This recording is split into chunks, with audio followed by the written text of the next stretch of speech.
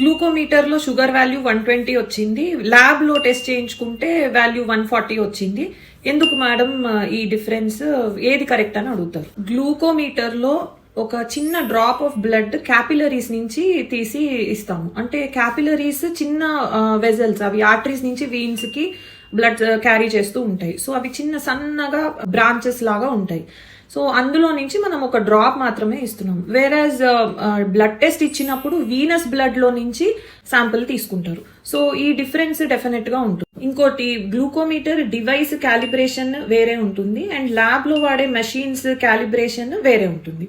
Calibration అంటే ఇప్పుడు మనం కరెక్ట్ వాల్యూస్ రావడానికి ఆ మెషిన్ ని ముందు సెట్ చేయడం అనమాట. మనం వాచ్ వాడుకునే ముందు దాన్ని కొంచెం టైం సెట్ చేసుకొని ఎలా అయితే వాడుకుంటామో మెషిన్స్ ని కూడా అలా క్యాలిబ్రేట్ చేసి వాడుకుంటాము. గ్లూకోమీటర్ స్ట్రిప్స్ ఏవైతే ఉంటాయో అవి మీరు ఏ టెంపరేచర్ లో స్టోర్ చేస్తున్నారు దాన్ని బట్టి కూడా కొంచెం వాల్యూస్ మారే ఛాన్స్ ఉంటుంది. So around 10 to 15% difference glucometer కి ల్యాబ్ రిపోర్ట్ కి అనేది నార్మలే. గ్లూకోమీటర్ ఏమో daily monitoring of sugar levels కి మనం వాడతాం, అంటే డోసేజ్ కరెక్షన్ చేసుకోవడానికి. But any time lab values అనేవి అవి మోర్ యాక్యురేట్. సో రెండు వాల్యూస్ కరెక్టే, ఏది తప్పు అని కాదు, బట్ డిఫరెన్స్ అయితే డెఫినెట్లీ ఉంటుంది. అందుకే ఎప్పుడైనా ఒకటే దానిలో మనం ట్రెండ్ చూసుకోవాలి, అంటే అది పెరుగుతుందా, మన కండిషన్ ఎలా ఉంది తెలుసుకోవాలంటే రోజు తగ్గుతోందా పెరుగుతోందా అనేది ఒకటే దానిలో చేయించుకుంటే బెటర్.